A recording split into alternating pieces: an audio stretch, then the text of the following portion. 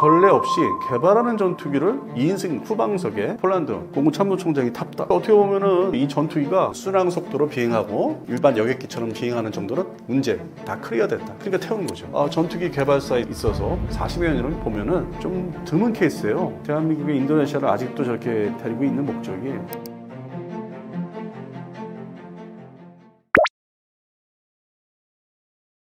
이게 지금 개발하는 KF-11이 개발 중인 전투기고 공식적으로 이제 개발이 완료가 아직 안 됐어요. 왜냐하면 막바지에는 이제 레이더도 테스트를 이제 무장하고 연동돼서 물론 이제 블록1은 공대공 미사일 중심이지만은 그것도 이제 면밀한 테스트를 거쳐야 되는데 일단 그 로드맵을 보면은 이제 양산으로 넘기는 시기가 이제 앞으로 향후 딱 1년 반 남았죠. 내년 이제 2026년 12월 말인데 아쉬운 거는 이제 대수가 제가 이제 방위사업청의 이제 사업 단장님하고 이제 얘기를 하면서 얘기를 이제 제시를 했어요. 단장님 이거 연말에 2대밖에 안 되죠 했더니 아니 그 이상 될 수 있고 어떤 그게 아무래도 현업에 계시기 때문에 정확한 답변을 못 하시죠. 그것도 일종의 보안이라면 할 수 보안이니까. 근데 어쨌든 짐작되는 거는 이제 몇 대 안 되는 2대 정도 이렇게 생산할 수 있는 26년 12월 달에. 그러면 결국 원활하게 부대 편성을 하기 위해서 이제 만들어 놓고 있던 거는 완성하는 시기. 그다음에 테스트 비행 거쳐서 부대 인도하는 게 27년도 중반이라고 보셔야 돼요. 그러니까 아직도 시간은 많이 남았는데 그럼에도 불구하고 이게 전례 없이 개발하는 전투기를 2인승 후방석에 복자형이죠. 거기에 해외 지휘관을 이제 폴란드 공군 참모총장이 탔다, 시승했다. 이게 어떻게 보면은 이 항공기, 이 전투기가 사실상 개발이 그런 어떤 단순 순항 비행하는 순항 속도로 비행하고 고기동이 아니라 일반 여객기처럼 비행하는 정도는 문제 다 클리어됐다. 문제가 다 없다. 개발이 그 부분, 그 해당되는 과목은 끝난 거다. 이거는 확인됐다. 그러니까 태우는 거죠. 그러니까 이 정도로 전투기 개발사에 있어서 1980년대부터 지금까지 한 40여 년을 보면은 좀 드문 케이스예요. 해외에서 내놓으라는 이제 전투기 개발국들 보면은 초기에 추락한 것도 있고 손실들이 좀 있었어요. 그래서 저도 이제 이 KF-11 특히 FA-50 때도 그랬고 뭔가 문제가 있지 않을까 했는데 그런 문제는 없이 우리가 잘하더라는 거예요. 이게 대한민국 국민의 한 사람으로서 뿐만 아니라 이 전투기에 대한 매니아 입장에서 좋아하는 입장에서도 이게 좀 특별한 전투기는 분명하다. 그러면 이게 앞으로 수출 시장에서 잘 팔릴 것 같은데 팔려야 되고 그래서 상당히 시간을 기다리고 있죠. 정말 양산 배치돼서 우리 일선 비행단 18전투 비행단 강릉이죠. 그 다음에 두 번째는 이제 16비행단, 예천 비행단. 거기 이제 복자기 중심으로 이제 운영할 거고 더 나아가서 이제 10전투 비행단. 이게 모습이 계속 이제 기다려지는 거예요. 진짜 이 실적 활주로에서 뜨고 내리는 거 이게 여러 가지 모습을 보이거든요. 아주 흥미롭고 멋있고 사진 이제 촬영하는 입장에서는 되게 기다려지는 순간이겠죠. 지금 기지 주변에서 사진 촬영하다가 간첩으로 이제 걸리는 경우도 있는데 오인돼가지고. 특히 이제 해외 사람들이 이제 그렇게 하니까. 그런 면에서는 이게 상당히 아주 매끄럽고 순조롭고 잘 되고 있는 사업이기 때문에 당연히 이제 이게 문제가 없으니까 태웠겠죠. 이게 자칫하면은 이게 추락할 수도 있는 거잖아요. 아주 최악의 상황은 이 날아다니는 쇳덩어리가 날아다니는 건데 복합 소재도 있지만은 그런 측면에서는 뭔가 자기들이 다 확인이 끝났기 때문에 그 해외 이제 오신 분 손님이죠. 해당되는 나라 폴란드 공군 참모총장을 태울 수 있었다는 거. 근데 그 전에 대한민국 공군 참모총장이 먼저 탔으니까 그때도 사실 그땐 처음이니까 더 놀랐죠. 우리 참모총장이 이런 개발 전투기를 탄다고? 근데 이제 여러 차례 과정들이 있어서 무사히 지나고 나니까 확실히 뭔가 다 끝났다. 순항 비행할 때는 문제가 전혀 없는 게 다 100% 확인됐으니까 태우는 거죠. 그래서 그런 측면에서는 해외에서 바라보는 입장에서는 이거 향후에 블록2 더 나가서 이제 스텔스까지 개발되면은 이거 사야 되겠네. 후보로 이제 점 찍어놔야 되겠네. 그런 나라들이 많을 거예요. 미국과 연계돼서 대한민국과 관계가 이제 그런 면에서 친서방 국가이자 회색 국가이면서도 친서방 그런 나라들이 이제 이거를 눈여겨보고 있는 거죠. 그동안에 이제 중국제 전투기가 이제 형편없다고 생각했다가 인도 파키스탄전에서 자기들 나름대로 성과를 거두니까 그 옛날에 중국제가 아니었다. 그걸 얘기하듯이. 그럼 반대로 그러면 이렇게 발전하는 전투기 개발국이 있으면은 인정받고 반대로 전통적인 전투기 개발국 러시아가 이제 한물 가고 있습니다. 말로는 이제 SU-57 스텔스 전투기가 있는데 걔랑 양산에 아직 들어가지 않았기 때문에 사실 이제 그 평가차가 될 수밖에 없는 거예요. 전쟁을 하고 있지만 그러니까 중국제 전투기하고 이제 이게 이렇게 평가해보니까 비교해보니까 전에는 이러했는데 이런 상황인데 지금 이렇게 돼버렸죠. 올라가고 있죠. 중국제가 러시아제를 대신하는 시장에서도. 그 다음에 서유럽제 전투기 3대 전투기 유로파이터, 라팔, 그리펜이 있는데 그 수준에 앞서려고 하는 게 대한민국의 KF-11이 이제 시간이 지나면 우리도 올라가는 거죠. 어차피 라팔이나 유로파이터, 그리펜은 먼저 개발을 했기 때문에 과거에 그 안에서도 4.5세대 안에서도 선배가 되기 때문에 옛날 거. 레이더만 이제 갈아치웠기 때문에 디자인 자체는 스텔스, 우리 같은 이렇게 스텔시한 아주 F-35, 22 같이 그 스텔스 설계를 외형을 그렇게 적용을 안 했기 때문에 발전성도 없고. 근데 지금의 좀 비스텔스 외형으로 자기들은 이제 곡선을 잘 해가지고 했다고 하는데 어차피 레이더의 거리에 따라서 탐지 거리에 따라서 발견되는 게 제한은 있고 아주 명확하게. 근데 우리는 그게 좀 더 더 가까이 와야만 이제 발견할 수 있는 어떤 각이진 설계, 스텔스 설계이기 때문에 근본적으로 같은 4.5세대가 이제 아니라는 거죠. 이거는 그 안에 4.5세대라서 옛날 구형 4.5세대. 우리는 최첨단의 신세대 4.5세대. 아니, 그 안에서 나눠주는 거예요. 면밀하게 해줘야 되고, 그렇게 이제 좀 기사들을 썼으면 좋겠어요. 그거를 같은 4.5세대로 자꾸 얘기하는데, 그게 아니죠. 그리고 뭐, 사람들이 인정하기 싫겠지만은, 저도 뭐 그렇게 하지만은, JTN-CE가 틀리잖아요. 그 옛날에 중국제 전투기 아니라는 게. 그런 측면에서, 대한민국의 KF-21이 같은 4.5세대가 아니다. 상당히 더 앞서가는 4.5세대다. 모든 시스템이 다 새롭게 설계한, 10년 전에 만들어졌기 때문에. 근데 뭐, 라팔이나 뭐 유로파이터는 훨씬 더 거슬러 올라가죠. 80년대로. 1980년대. 그 시차가 엄청 크죠. 기술의 차이도 큰 거고. 그래서 이제 그 앞에 이제 5세대, 6세대가 있으니까 자꾸 4.5세대가 그냥 다 뭉뚱그려서 하나를 같은 기술로 얘기하는데 그 안에서 이제 분류가 됩니다. 시대가. 이제 그런 거를 생각을 이제 유의 깊게 보면은 다르다는 거. KF-11 같은 앞으로 전도 유망한 시장 판매에 있어서 잘 될 것이고. 다만 이제 그 스텔스로 넘어가는 과정을 또 이제 어떻게 극복을 하느냐는 또 과제는 다가가고 있죠. 엔진 개발 문제도 있고. 그런 측면에서는 하여튼 뭐 응원을 하면서 차분하게 지켜 좀 보면 뭐 다 성과가 나올 것 같습니다. 우리 워낙 뭐 잘 만들고 있으니까 무기 체계가 후발 주자이지만 잘 만들고 있으니까 뭐 기대에 어긋나지 않을 것이다. 좀 그렇게 생각하고 있습니다. KF-21이 KF-X 시절에 소위 이제 관련 기관들이나 공군에서 이제 합참 이거를 해야 됩니다, 개발해야 됩니다, 발전했을 때 대상. 그러면 기존의 대한민국 공군에 어떤 그 전투기를 대체하려고 이제 사업을 하느냐? 마치 FA-52, F5 계열을 대체한다는 이제 어떤 목표를 설정해서 발전했듯이 나왔듯이 그 당시에는 이제 F-16 플러스였어요. 성능을 기존에 나와 있는 시장에 나와 있는 F-16보다 좀 더 좋은. 그래서 플러스라는 게 붙었는데 지금은 얘기를 안 하고 있죠. 5세대를 지향하고 있기 때문에 거꾸로 흘러가서 뭐 4세대 전투기보다 좀 좋은, 물론 이제 플러스가 붙으면 4.5세대인데 굳이 그것들은 이제 옛날같이 얘기는 안 하고 있고 생산 이제 앞두고 있기 때문에. 그래서 이제 시장에 또 나가보면은 이제 그걸 또 이제 과거의 역사라든지 이게 왜 이렇게 돼서 나왔는지 그걸 다 들여다보거든요. 해당 도입 예정국들은. 그러면 이제 딱 보면은 이제 말 그대로 취지. F-16에 이제 세대가 있죠. 70년대 말에 등장한 1세대가 있고, 그 다음에 90년대부터 본격 등장한 블록 50 이상, 50이나 그거에 2세대 F-16이 있고, 지금의 블록 70이라고 하는 거는 이제 3세대. A사레이더로 바꿔 치웠으니까 3세대로. 그래서 그 시장 중에서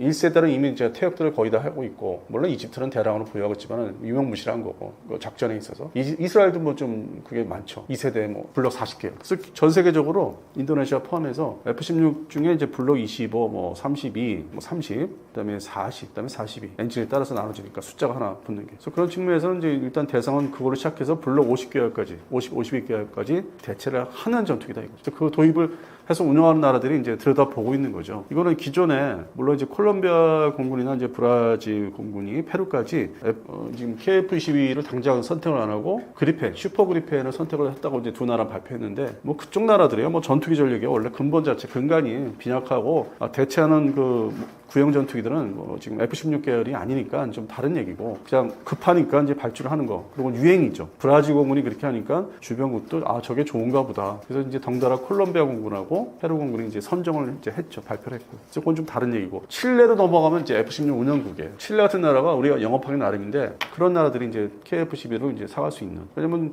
칠레가 이제 미국하고나 영국하고 친한데, 그렇다고 해서 뭐 F-35를 줘야 되는 이유가 없죠. 그 남미 끝단에 F-35를 주는 건 과다한 전력 증강이죠. 쓸 데도 없고. 기껏해야 그쪽에 이제 아르헨티나가 옛날에 속속에 포클랜드 전쟁처럼 이제 그런 우발적인 그런 거 대비하는 전력이기 때문에. 그다음에 남극. 지금은 맨날 북극만 얘기하는데, 북극 항로만 얘기하는데 남극 중요합니다. 그래서 그거를 이제 평상시에 어떤 대리를 관리하게 하는 거, 무기를 줘서 대리를 관리하는 게 그러한 나라 중에 칠레가 들어가요. 브라질도 들어가고. 요즘에 또 이제 미국과의 관계 개선 때문에 이제 아르헨티나도 이제 구형 F-16 이제 주기 시작하지만 연말에 그 목적이 남극 관리입니다. 자꾸 북극들만 얘기하는데 나 저런 것도 좀 이해가 안 되는 게, 남극은 그럼 뭐 필요 없는 그 극지점인가? 그래서 이제 그런 측면에서 그 정도 수준의 어떤 가상 적국이 나타날 거 대비해서 군사력이 이제 현대화되는데, 그래서 차후에 이제 칠레 정도로 생각할 수 있고, 그리고 이제 중동 시장에서 F-35는 이제 끝끝내 팔지 않는 그런 대상국들은 유사한 전투기. 근데 이제 미국제가 아닌, 대신 만들게 해서 팔게 하면은 어떤 전력 증강은 되고, 저희가 직접적인 그것도 신경 쓸 일이 없는 거. 뭐 이스라엘만 줘야 되니까 F-35는. 이제 그런 나라들이 지금의 서방 측 전투기를 막 사 모으고 있는 지금의 중동 지역 국가들. 그리고 이제 북아프리카에서 이제 친미 국가로 분리되는 뭐 모로코, 튀니지, 그다음에 이제 이집트는 이제 왔다 갔다 하지만은 뭐 섞어서 쓰니까 전투기를 이집트도 대상이 되고 그런 나라를 이제 목표로 하고 있고 유럽은 글쎄 저 두고 봐야 돼요. 유럽도 뭐 하여튼 뭐 복잡해요. 전투기 사는 게 선정하는 게. 그래서 거기는 뭐 선뜻 뭐 폴란드 말고는 폴란드는 F-16 운영하니까 이제 충분히 가능성이 있기 때문에 이렇게 초청을 해서 보여주고 태워진 거고. 그래서 유럽보다는 오히려 중동 국가들이 동남아시아하고 판매가 가능성이 있겠다. 그런 측면에서는 F-16을 대체하는 목적으로 일단 발제가 될 것이다. 인도네시아 포함해서. 인도네시아도 F-16은 KF-11로 딱 대체하는 게 맞아요. 그들도 그걸 알고 있습니다. 근데 뭐 자꾸 무슨 티르키예 칸 얘기하는데 그건 이제 뭐 그 이름 자체가 5세대 전투기라 해서 나왔기 때문에 그거와는 별개로 지금 우리는 아직은 4.5세대로 이렇게 제목이 돼 있으니까 일단 계약을 했다고 하는데 그건 언제든지 파기할 수 있는 거고 뭐 돈을 바로 주는 것도 아닐 거고 튀르키예 칸이 지금 개발 초기 단계고 앞으로도 얼마든지 우리한테 했듯이 번복을 할 수 있기 때문에 대한민국의 KF-11을 뭐 거의 헐값에 아니면 군사원조식으로 좀 받아내려나 좀 잘못된 그 생각을 하고 있는 것 같습니다. 그래서 아직은 그 KF-11 시장에 대한 인도네시아 것도 그렇고 아직 시간은 남아 있는 것 같고 그들이 어떻게 이제 하는지 더 두고 봐야 되고 최종적으로 먼저 우리가 뭐 엎어버릴 수는 없는 거고 그래서 전 세계적으로 이 KF-11 시장은 이제 F-16 전투기를 대체하는 용도로서는 좀 풍부하게 좀 숫자를 생산할 수 있지 않을까. 그리고 이제 그 다음에 이제 KF-21 EX라고 하는 뭐 블록 3라고 하는 그거는 또 이제 새로운 이제 과제이고 문제이고 그 부분에서는 또 어떻게 또 후속으로 판매를 할지 지금부터 이제 생각을 좀 많이 좀 면밀하게 해야 되는 그런 상황입니다. 또 뭐 앞서 말씀드린 대로 거의 뭐 제대로 받지 못하고 있는 상황이 결론이 났는데 6천억만 뭐 내겠다고 이것도 얼마든지 번복할 수 있겠죠. 인도네시아 공군이 없는 돈에 뭐 이 물건 저 물건 다 만져보는 모양새를 갖추는데 결국에는 튀르키예 칸도 만만치 않고 이게 금전적으로 따지면은 뭐 튀르키예도 뭐 이렇게 풍족한 나라도 아니고 결국에는 이제 이게 KF-11에 48대 가져가는 문제가 계속 속을 새기면서 복잡하게 흘러갈 거는 맞아요. 근데 결국에는 이게 찔끔찔끔한 그런 말 있지 않습니까? 조금 이렇게 찔끔찔끔 그렇게 해서 가져는 갈 것 같아요. 근데 우리가 이득을 본다기보다는 최초의 확정된 수출국이기 때문에 우리가 내치지 못하는 거예요. 인도네시아가 사가고 있다, 만들고 있다, 면허 생산을 이제 할 테니까 단순한 그런 측면의 홍보 효과를 이제 노리고 꼭 참고 있는 거죠. 대외적으로 인도네시아하고는 보통 전투기 공동 개발이라는 게 이렇게 돈 문제가 있으면은 서로 헤어지고 파기되는 경우가 많거든요. 특히 최근에 프랑스가 지금 F-카스 그거 지금 흔들리고 있거든요. 여러 가지 시끄럽게 얘기 나오지 않습니까? 근데 전통적으로 프랑스의 다소사, 전투기 제작사인 다소사가 그런 모습을 이제 여러 차례 보여줬죠. 라팔 때. 특히 라팔 때 많이 보여줬기 때문에 이번에 F-카스라는 것도 파리 에어쇼를 이제 6월달에 했었는데 부각도 안 됐어요 전혀. 그리고 되레 시끄러운 소리, 이거 불협화음, 흩어지고 헤어진다. 그 뉴스만 나왔죠. 그래서 이게 쉽지가 않다는 거죠. 이게 전투기 공동 개발해서 같이 끌고 간다는 게. 근데 대한민국의 인도네시아를 아직도 저렇게 데리고 있는 목적이 수출 시장에서의 그러니까 홍보성. 어쨌든 간에 속사정은 복잡한데 인도네시아가 결국에는 가져가서 면허 생산을 이제 한다. 우리한테 컴포넌트 형식으로 받아서. 그거를 이득이라고 생각하고 지금 데리고 있는 것 같습니다. 결국 내쫓지 못하는 게 전투기 공동 개발의 어떤 문제점들은 전 세계 역사적으로 많았기 때문에 그래서 그거 하나 때문에 제가 볼 때는 그런 면에서 그 다음에 이제 그게 안정화되면은 폴란드의 수출이 이제 진입할 수 있으니까 뭐 블록 2 이상이라든지 그래서 또 필리핀 문제도 있고 필리핀도 뭐 지금 MRF 사업을 하고 있는데 그들이 뭐 현재 지정하고 있는 그 전투기 MRF 사업을 다 그걸로 도배할 것 같지는 않고 한편으로는 지금 현재 우리 대한민국 방산 업체 육해공 방산업체들하고 또 긴밀한 협조를 하고 있기 때문에 그다음에 이제 어떤 전략적인 문제 미국을 중심으로 한 동북아에서 원 시어터 문제에서 되레 우리나라를 걱정해주는 입장이고 최근에 이제 필리핀 국방장관이 그 얘기했거든요. 우리 입장을 이해를 하면서 이제 뭐 회의에서 같이 국방장관 만나가지고 싱가포르에서 뭐 우리를 되레 걱정해주고 원 시어터에 대해서는 이제 뭐 이렇게 빠져도 뭐 속사정이 나름대로 한국이 있다 한반도에서 북한 때문에 그래서 그런 측면에서 이제 필리핀이 우리 입장을 많이 방산에서도 많이 이해를 해주고 사가려고 하는 게 상당히 우호적이다. 그래서 그런 측면에서 인도네시아를 내쫓는다는 게 결과적으로 후속 발주, 도입국들에 이어지는 면에서는 좋은 건 아니다. 내쫓는 거는. 그래서 저거를 금전적인 면에서는 이득을 못 보는 것 같아요. 그거는 분명한 것 같아요. 근데 나머지 수출국에서 이득을 또 봐야 되니까 이익을 봐야 되기 때문에 그런 측면에서는 지금 그냥 참고 있는 것 같습니다. 이게 좋은 뜻으로 말씀드린 건 아니고 인도네시아가 워낙 뭐 국방비가 자기들 사야 될 물건 많고 욕심은 많은데 특히 전투기에서 그런 측면에서 우리가 좀 불협화음이 현재 유지는 되고 있는 거죠. 근데 내쫓지는 않았어요. 그런 건 없어요. 그럼 거꾸로 이제 이걸 보고 우리가 인내심을 보여주니까 거꾸로 달려와서 자기들이 선심 쓰는 게 기존에 KT-1 훈련기 사갔죠. 그거 업그레이드 해달라. 그러니까 돈은 주겠다. 그 다음에 이제 뭐 FA-50도 뭐 지금 T-50 형태로 가져간 거를 뭐 무장화 시키겠다. 개량 사업들. 그래서 좀 뭔가 좀 혼재돼 있고 혼합돼 있어서 그냥 감정적으로만 이게 또 대할 수 없는 거고 참 복잡해요. 이 인도네시아 공군 문제가 우리하고 이 카이하고 그 기존에 판매한 그 항공기, 군용기에 대한 또 후속 군수 지원도 있고 해서 일단은 이게 딱 뭐 물을 자르듯이 이제 감정적으로 이제 저도 뭐 얼마 전에 뭐 몇 달 전에 얘기했는데 그 후속 뉴스를 보면 좀 또 참아야 되나? 근데 하여튼 더 이상의 손해를 보면 안 되는데 참 미묘한 갈등 속에 있는 거죠. 현재도 지속되는 거죠. 현재 폴란드의 사례가 이제 대표적인데 F-50을 이제 기존의 GF 버전을 우리 공군에서 가져갈 기체를 넘겨주고 했는데 이게 기체만 일단 가다 보니까 보조 연료 탱크하고 무장을 별도로 같이 패키지로 안 했던 것 같아요. 일단은 이제 F-50의 어떤 기체만 12대가 가 있고 이제 비행을 하는데 시뮬레이터 문제도 있고 다 완성이 돼야 되는데 그 교육 훈련. 근데 그다음에 이제 문제가 이제 무장 문제. 여기에 맞춰서 무장이 패키지가 뭐 미국을 통해서 이제 미국한테 사야 되는데 그게 이제 뭐 원활하게 안 되고 물론 이제 인티그레이션 문제가 또 이제 기다리고 있기 때문에 두 가지 문제가 이제 이렇게 겹칠려 버렸죠. 그래서 현재 가지고 있는 F-50 GF 버전에 대한 운영이 좀 애매하게 되고 현지 언론에서는 이제 뭐 군사 전문 매체라든지 좀 비판, 좀 비난을 하는 기사가 많이 나왔는데 결과적으로 이제 그거에 자극이 돼서 대한민국 공군에서 이제 보관하고 있는 예를 들어서 뭐 AIM-9P4 버전 이거 좀 옛날 그 사이드와인더죠. 팬텀 전투기가 이제 작년에 퇴역하면서 그 해당되는 그 배정된 무장들을 보관을 따로 하고 있어요. 유사시 대비해서. 그래서 그 부분은 우리가 이제 뭐 빌려준다든지 당장 그쪽 지역도 우크라이나가 앞에 있고 전쟁은 지속되고 있기 때문에 우발적으로 이제 그 지역의 어떤 그 국경선에 따라서 러시아나 이제 벨라루스의 항공기들이 군용기들이 그 인접하게 침공 비슷하게 할 수 있기 때문에 그런 사례도 있었고. 그래서 그거에 대한 대비를 하려면 이제 경계 비행, 견제 비행을 띄워야 되는데 기본 무장은 이제 달고 올라가자. 전투기 대 전투기 근접 조우했을 때 우발적인 공주전에 대비하자 해서 급하게 이제 우리한테 요청해 구형 사이드와인더를 이제 가져가는 걸로 넘겨주는 걸로 뭐 사실상 넘겨주는 거죠. 빌려준다고는 형식은 다 있는데 그래서 그런 측면에서 우리가 전투기 수출국의 어떤 본격적인 이제 수출국으로서 진입을 하다 보니까 그런 세일즈나 서비스 형태로 이제 해주는 거죠. 공군한테 부탁하고 합참 뭐 이렇게 국방부, 방사청도 포함해서 그래서 있던 그 후속 군수 지원의 단순한 훈련, 뭐 정비 이것뿐만 아니라 무장까지 그러다 보면 이제 F-4E 팬텀 퇴역한 무장에 배정된 것 중에 이제 초기형 매버릭 미사일도 있어요. 공대지 미사일. 근데 이것들이 다 F-50에서 운영할 수 있는 무기들이에요. 그래서 이런 부분들이 이제 제목은 이제 AIM-9P만 이제 4형만 넘어갔다고 이제 넘길 수 있다고 하는데 나머지 거의 배정된 무장도 넘길 수 있는 뭐 수송기, 대형 수송기에 아니면 화물기에 탑재해서 보낼 수 있는 그게 하나의 나머지 때 그 PL 버전에 대한 계약 유지가 될 수 있는 담보가 되는 거예요. 이렇게까지 해주는데 뭔가 좀 늦어져도 인티그레이션 또 미국 문제가 있으니까 그다음에 또 무장도 사와야 되고 거기에 맞는 걸 또 미국에서 도입을 따로 해야 되고 근데 중간에 이제 껴있는 카이가 담보를 이제 해주는 거죠. 이렇게 할 수 있으니까 우리가 책임질 수 있는 부분은 이렇게 해주겠다. 그 부분이 상당히 이번에 좀 돋보였죠. 강조가 되고도 있고. 나머지 도입국들은 그냥 후속 군수지원, 정비, 단순 정비, 운영 유지, 그러니까 뜨고 내린 문제, 안전하게, 뭐 이라크라든지 그런 부분에서는 이제 했었는데 그게 뭐 이렇게 크게 대서특필은 안 됐죠. 일반적인 후속 군수지원의 계약 문제이기 때문에. 그리고 나머지 동남아시아 국가들에서 운영하는 거는 일종의 이제 알아서 또 자체 수준이 있죠. 정비하는 수준이 있기 때문에 아주 좀 핵심적인 거 못하는 것만 우리한테 요청하기 때문에 잘 드러나지 않고 있고. 앞서 말씀드린 대로 이라크 공군이 이제 가져갔던 것들 그런 거 이제 뭐 정비 지원을 또 우리가 계약을 해야 되기 때문에 24대 이제 뭐 운영하는 거 그런 부분은 좀 이렇게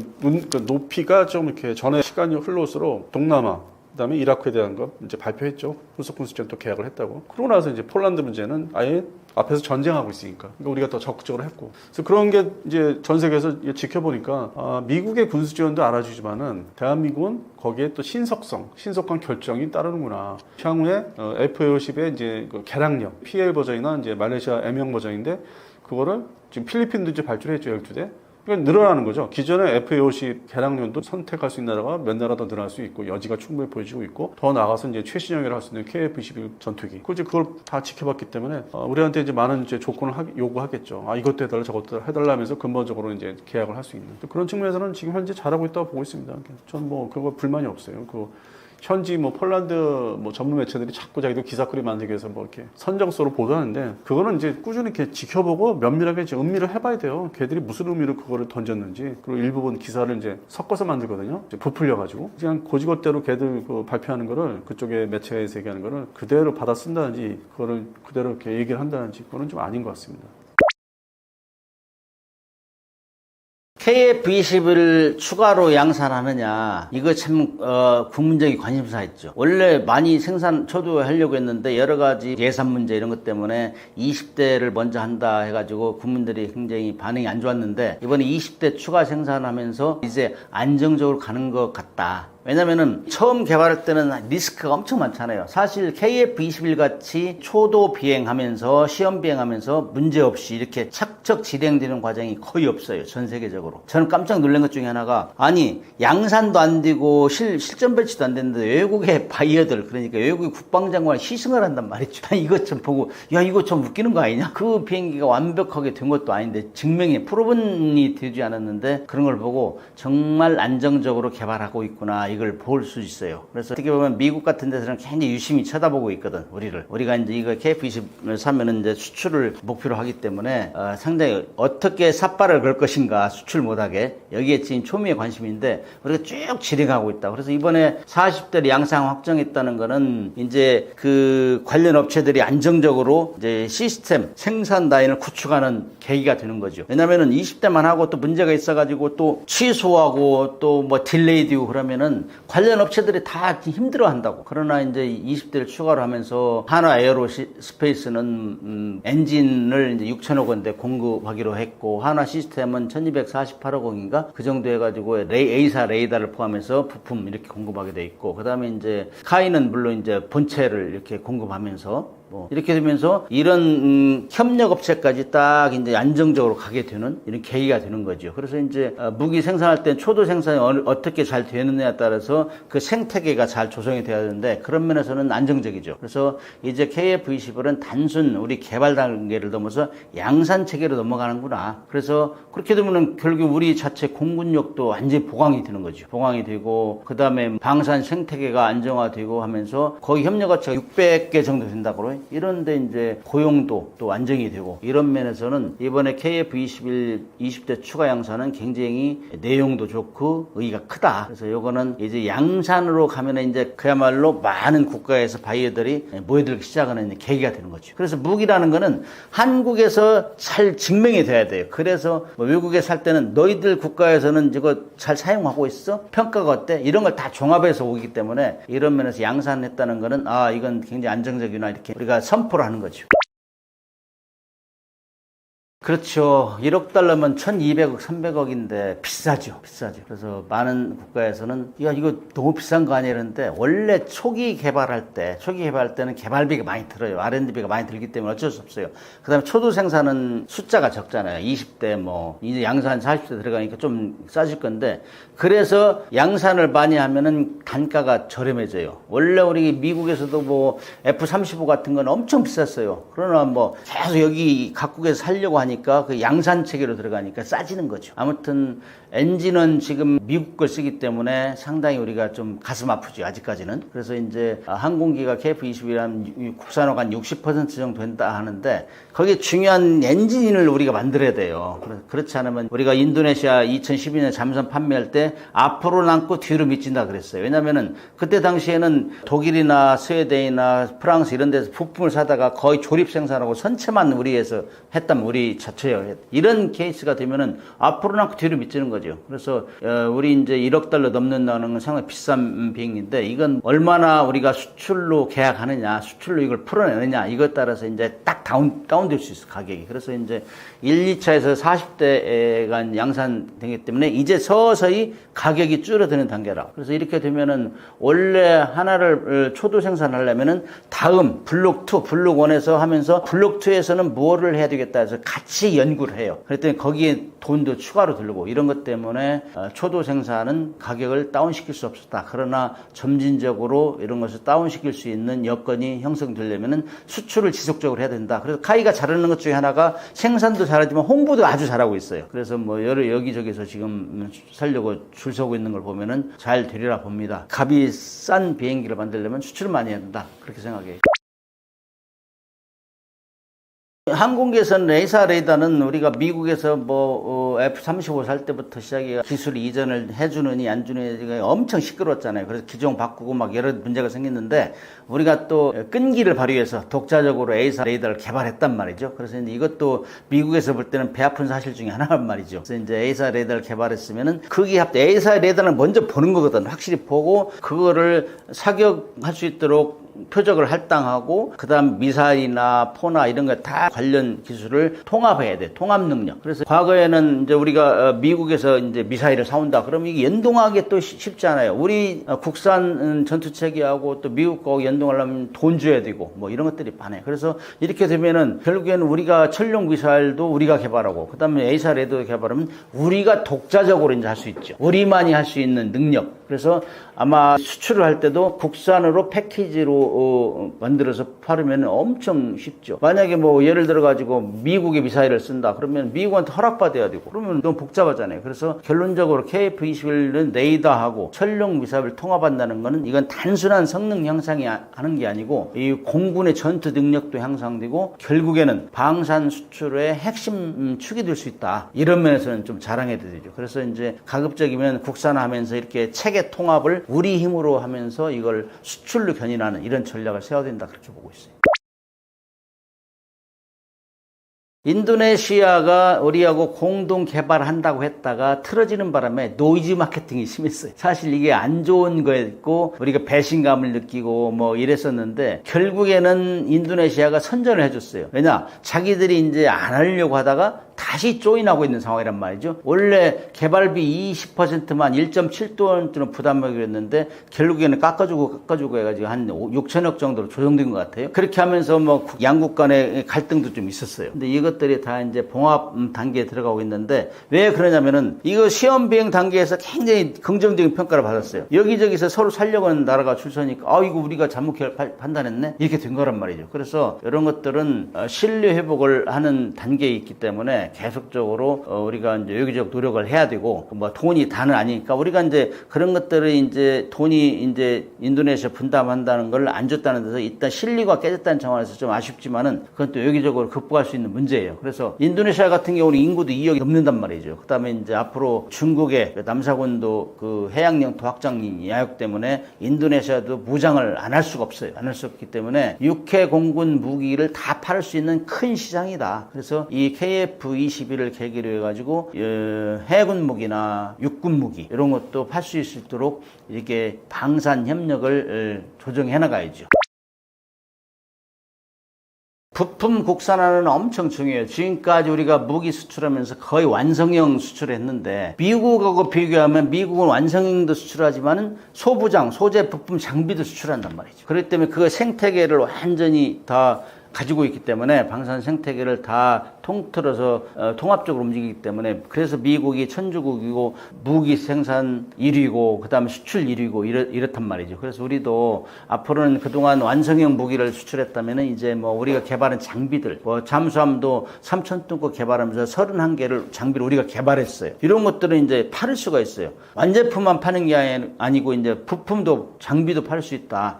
이런 차원에서 보면은 엄청난 이제 수출이 진정 수출할 수 있는 기회가 되는 거죠. 특히 이제 항공기 같은 경우는 엔진 개발이 중요하거든. 엔진은 거의 미국이 장악하고 있어요. 전 세계 항공 엔진은. 그래서 그렇게 되려면은 뭐 미국 거 엔진을 가져다 팔려면 굉장히 또 로얄티도 줘야 되고 잔소리가 많아요. 아무튼 쉬운 말로 내가 팔지 마라. 자기들 진출하는데 장애가 되면 너 팔지 마. 뭐 이런 식으로 강압할 수 있다고. 그래서 이 국산화는 엄청 중요하다. 그래서 이제 미국 같은 경우는 사실 자기들 무기 팔면서 미국의 방산 수출 통제 규정을 지켜라 이렇게 지시를 한다고. 그리고 그걸 유심히 봐요. 그래서 거기 어긋나면 또 불리한 상황을 만들어주고 이렇단 말이죠. 그래서 아무튼 우리가 국산화를 하면은 우리 자체 조달을 할 수 있고 완벽하게 그다음에 거기에서 파생형으로 개발할 수 있는 근거가 되는 거죠. 결국에는 MRO 시장도 완전하게 우리가 구축하면은 특히 항공기 같은 경우는 아직 미비하지만 엔진까지 되면은 그야말로 로얄티도 안 주고 독자적으로 수출할 수 있고 국내에서도 안정적으로 정비할 수 있기 때문에 이건 엄청난 발전이다. 저는 그렇게 봐요. 그래서 이제 국산화를 많이 서두르고 있는데 우리 국기원 같은 데서 지금 다 보고 있어요. 모든 군사 장비에 대해서 국산화를 지정해가지고 하고 있다고. 이런 것들은 국민들은 잘 모르지만은 이게 잘 되면은 그야말로 그동안 우리가 방위산업에 투자했던 돈 이런 것들을 회수할 수 있는 그 기본이 형성되는 거죠. 국산화는 대단히 중요하다. 그렇게 볼 수 있어요.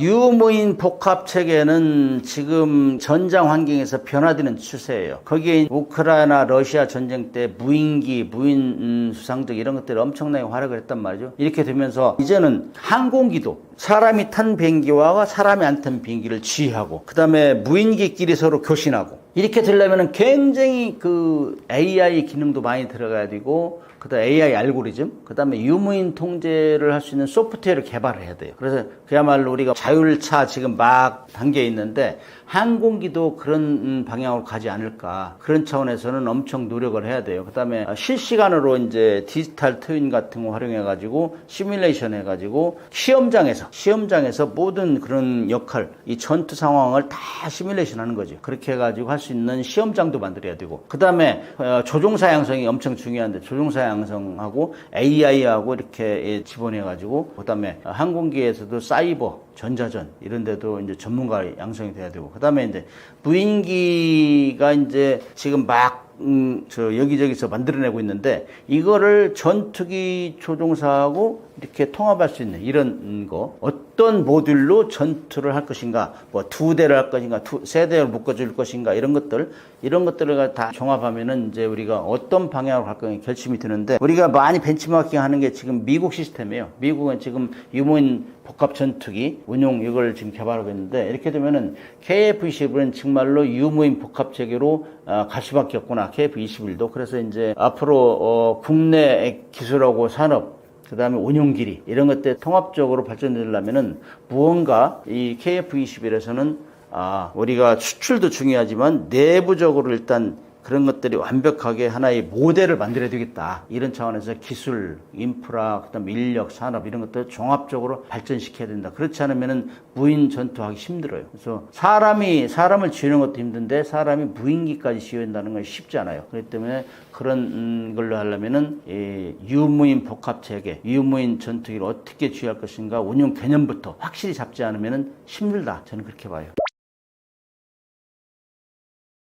네, 이란이 1980년부터 88년까지 이라크와 전쟁을 하지 않았습니까? 그 당시 이스라엘이 사실 이란 편을 많이 들어줬어요. 그러면서 이스라엘의 무기들이 이란 쪽으로 많이 들어갔을 것이고, 그 다음에 이란은 1979년 이란의 이슬람 혁명이 나기 전까지 이스라엘과 아주 좋은 관계를 유지하고 있었죠. 이스라엘은 이란의 원유를 수입하기도 했고, 이스라엘이 이란 내에 어떤 정보부 체계를 잡아준 준 적도 있고, 그 다음에 이란과 이스라엘의 군사 교류, 무기 교류까지도 많이 했었어요. 9년 전까지요. 그러면서 이란 내에 이미 이스라엘로부터 가져온 무기들이 많이 있었고, 그 다음에 이란 이라크 전쟁 중에도 이스라엘이 계속해서 이란을 지원해 줬기 때문에 이런 무기들이 남아 있을 것이고, 문제는 이제 이란이 국제 제재, 경제 제재를 계속 받아왔기 때문에 새로운 신무기를 도입하는 게 쉽지 않았습니다. 그렇기 때문에 그 당시에 줬던 그 아주 오래된 무기를 여전히 사용했을 가능성이 높다.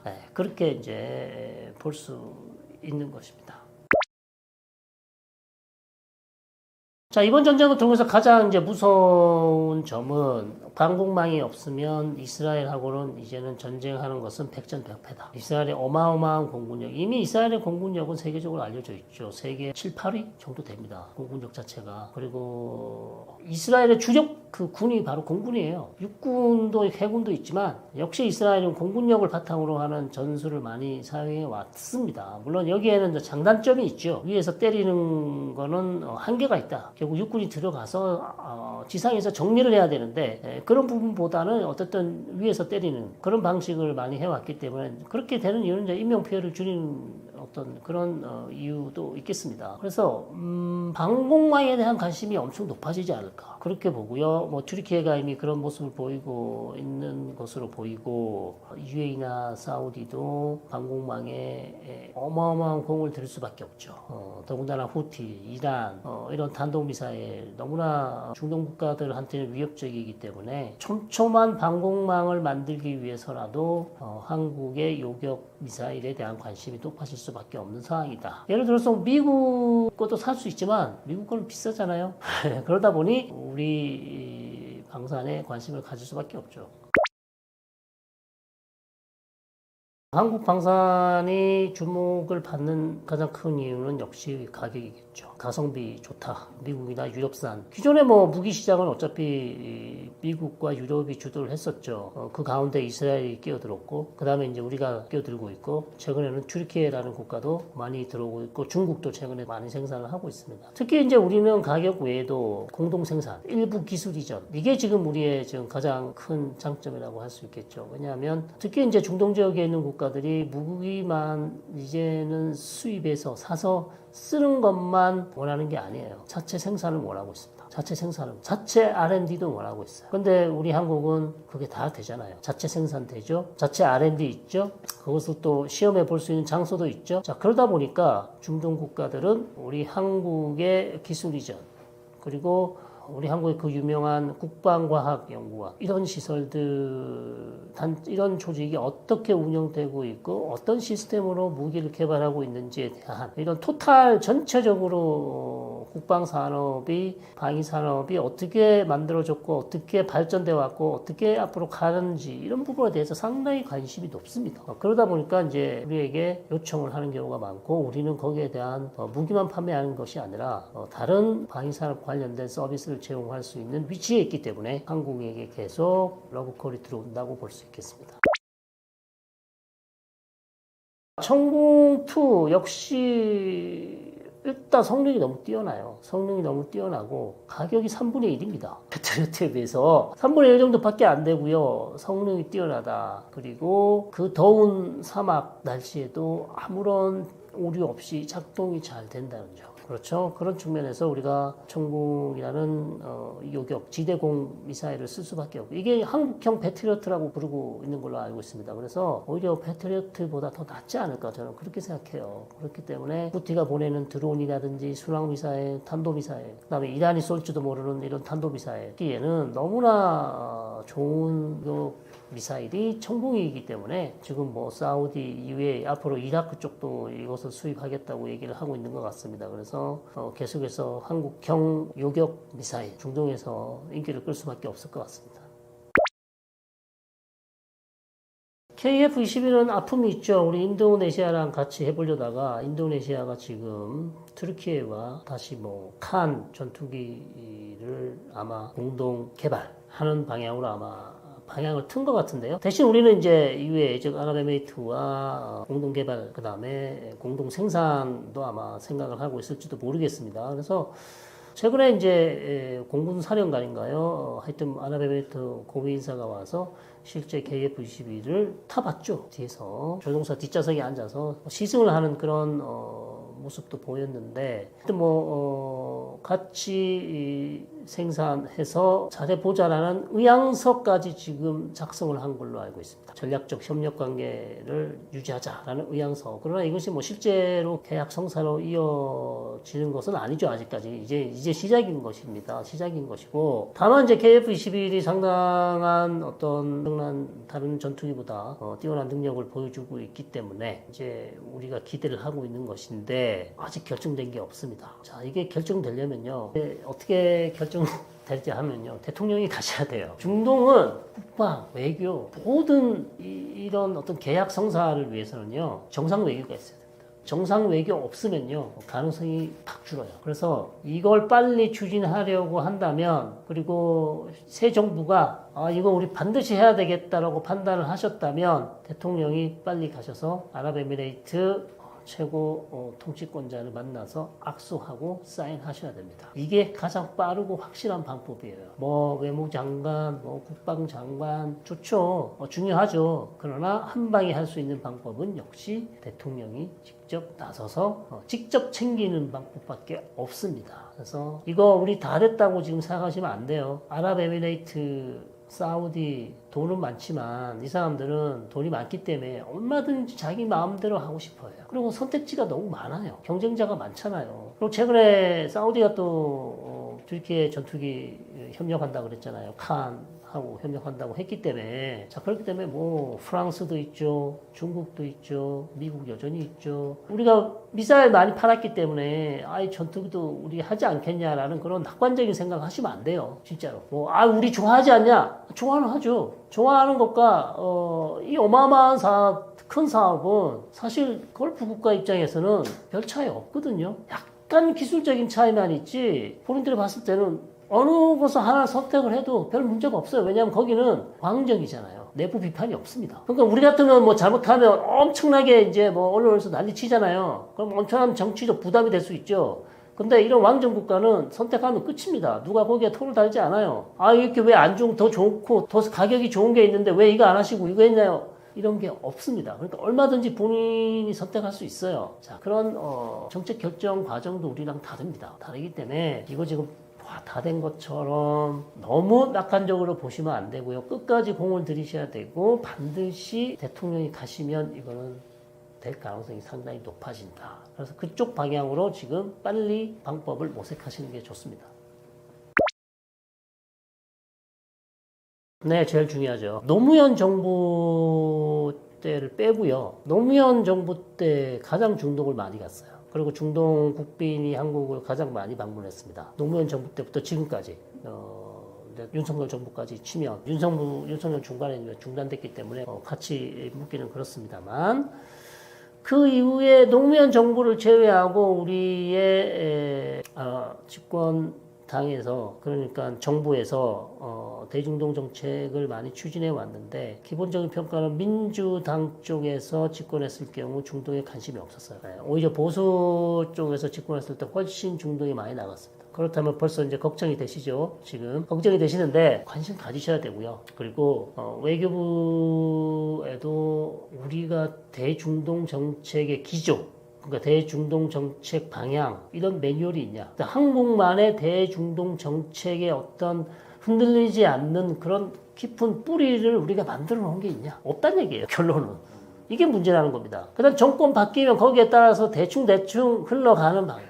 그 이슈가 있으면 이슈 어떤 중요한 사건이 터지면 거기에 대충 적응하면서 임시 방편으로 그냥 정책을 만들어서 간 게 아닌가. 그런 비판을 받고 있습니다. 이제는 한국도 우리의 대중동 정책의 기조가 뭔지, 원칙이 뭔지 그 하에서 이제 바뀌는 정세에 따라서 밑에 세부적인 내용은 바뀔 수 있지만 그 뿌리는 바뀌지 않아야 된다는 얘기인데 그런 대중동 정책 기조가 없습니다. 그래서 이거를 빨리 우리도 만들어야 되고요. 일본의 경우요. 우리보다 훨씬 깊게 그리고 훨씬 다변화되어 있고 훨씬 중동 정책을 추진하는 인구가 많아요. 그래서 우리가 일본의 어떤 외교력을 무시하는 경우가 많은데요. 아, 일본이 뭐 우리보다 뭐 기술도 요즘에 없고 뭐 반도체도 우리가 최고고 다 최고 아니냐. 뭐 그럴 수 있죠. 그 분야에는 그럴 수 있습니다. 그러나 일본의 외교력은 우리보다 일단 규모가 크고요. 일단 외교부 자체가 우리보다 인력이 많고요. 예산도 훨씬 많아요. 물론 일본이라는 국가가 우리보다 인구가 많기 때문에 당연할 수 있는데 우리도